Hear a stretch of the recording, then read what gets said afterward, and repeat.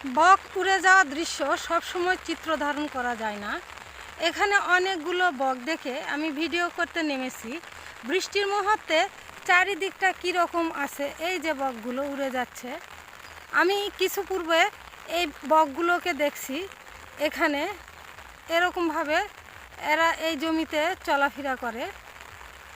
গাছে গিয়ে বসলো, মাত্র 3টা বক আর মাটিতে রয়েছে। এই সাইডে 3টা দেখা যায়।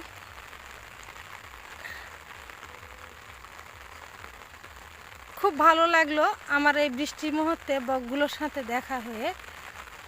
আমি এই চিত্রটা ধারণ করলাম।